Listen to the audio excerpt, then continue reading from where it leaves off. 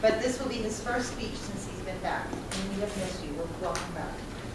Skate is working towards his Advanced Communicator Bronze Award, and today he will be doing Project 4 of the Entertaining Speaking Manual, a dramatic talk. This is a 5 to 7 minute speech with the following objectives. To develop an entertaining dramatic talk about an experience or incident, to include vivid imagery, characters, and dialogue, and deliver the talk in an entertaining manner. The title of Skate's speech is Almost Taken. Let's welcome Skate. Yeah.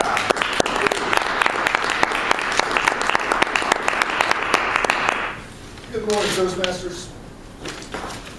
How many of you have seen the movie Taken with Liam Neeson? The story goes, his daughter goes to Europe with her friend. They get kidnapped and sold into the sex trade. Well, my story is somewhat similar. It was 2006. I'd been dating Susie for about a year. Germany was hosting the World Cup. I had tickets, and the contract that I was working on had just been canceled, and 53% of the company laid off. So I have all summer now. What you do when you have all summer? You go to Europe. We flew into Manchester because that was the only place we could get frequent flyer miles to get to, and went about finding transportation. We came across our perfect mode of transportation. Many of you have probably seen the dial ride bus, or maybe the airport shuttles. Very similar. We had, or bought, a $500 bus. It was scarlet red, held together with baling wire and duct tape. Top speed of 50 miles an hour going down a hill. That was our home for the next several months. Well, several weeks. So we beelined it to Germany, a little town called Gelsenkirchen, for the first U.S. match. We got there at the game. U.S. got blanked out by the Czech Republic. And the next day, we got up and started driving around trying to find some things to outfit the bus with. This was a 24-seat bus, 6 rows of benches. We removed most of them. And we found a Walmart. Yes, they have Walmarts in Germany. Bought some supplies. We found that there was this huge bin of U.S. flags, and they were all on sale. We figured, what better thing to use for curtains for our bus? So we bought a bunch of those. Kept driving around and found a hardware store. Parked in the lot, went in, I got some tools, I got some equipment, I started building things in the bus. And later that afternoon, we went for a bite to eat and started looking for a place to park for the night. We came across this beautiful little spot. It's idyllic. It was a little park, green grass, ponds. There was this yellow building that was placed almost in a moat.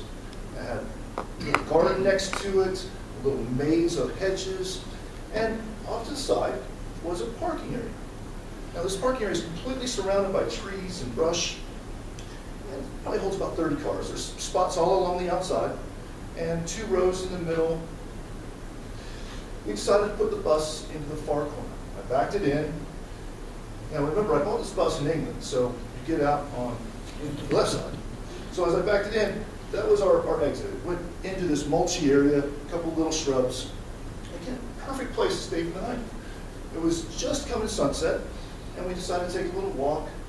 We walked around, saw the grounds, and there's little tendrils of yellows and oranges and pinks, and reflecting off of the pond.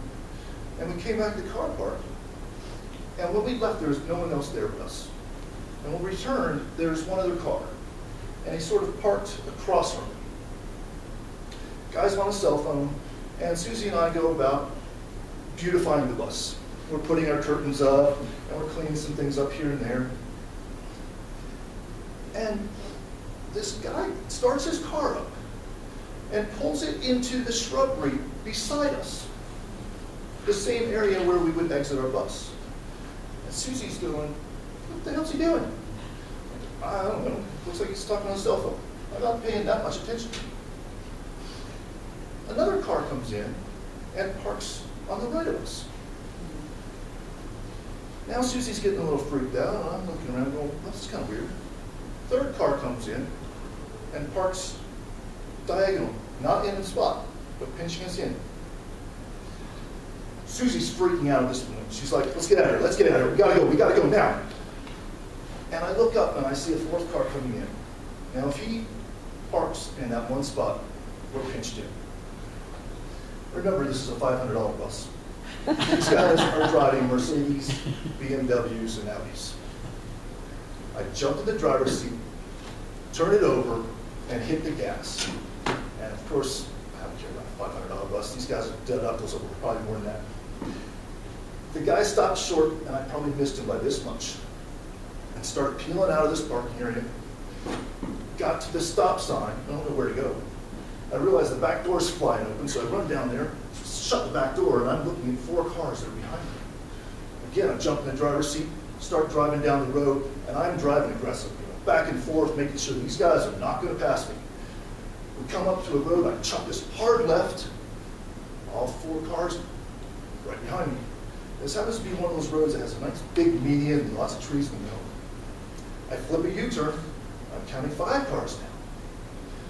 Now earlier when I had been driving around, I remember seeing a sign for a police station. I just had to orient myself and come back to this road, I figure out, okay, it's down this way. Start driving right, okay, step. Again, I'm erratic, all over the place. I see the sign for the police station. I know we're getting close.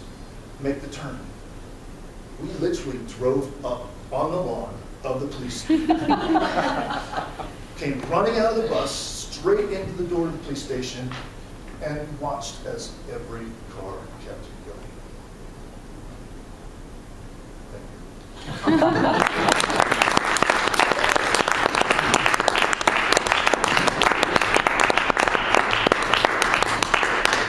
Thank you, Steve. Anything else in Park City for a while? Can I have a timer's report, please? Yes, Craig was at 5:48. Running